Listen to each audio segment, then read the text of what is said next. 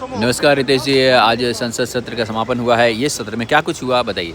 सबसे बड़ी बात है कि संसद सत्र शीतकालीन सत्र जब इसकी शुरुआत हुई तो निश्चित तौर पे ये माना जा रहा था कि विपक्ष जो है वो अपने तेज तर्रार शैली से जो है सरकार को घेरने का प्रयास करेगा।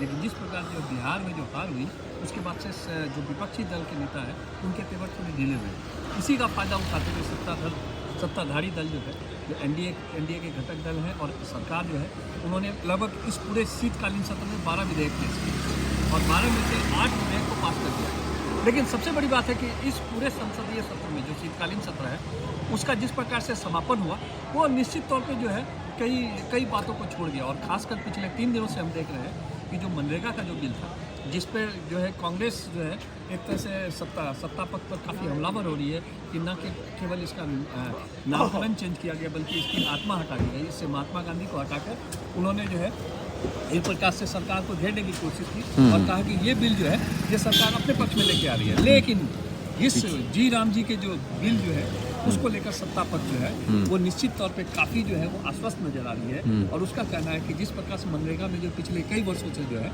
वो घोटाले हो रहे थे, अब नए व्यवस्था में वो व्यवस्था पारदर्शी होगी और जो राज्य सरकारों का जो है योगदान है वो 40% का होगा। चलिए वो उतना डिटेल नहीं जाना, और खास तौर से हम जानना चाहेंगे एजुकेशन बिल भी लाए थे धर्मेंद्र प्रधान ने कि AICT और सबको ख़त्म करने के लिए। सबसे बड़ी बात यह है कि एक सरकार ये चाहती है कि एक सारी व्यवस्थाएं जो है वो पारदर्शी बने और कहीं ना कहीं उस पर जो है सरकार का नियंत्रण हो। और विपक्ष चाहती है कि हर बिल जो है उसमें स्वायत्तता नजर आए और निश्चित तौर पे जो फ्लोर मैनेजमेंट है उसमें कहीं ना कहीं विपक्ष की ओर से भी जो है कमी देखी गई।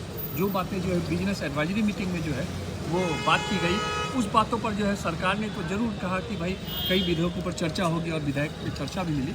लेकिन निश्चित तौर पे जिस प्रकार की चीज़ें संसद में जो है वो परिदृश्य बदला पिछले 3-4 दिनों में, खासकर मनरेगा को लेकर, वो निश्चित तौर पर दुर्भाग्यपूर्ण है। चलिए आने वाले समय में इसकी लड़ाई अब सदन से सड़क तक आएगी। नमस्कार।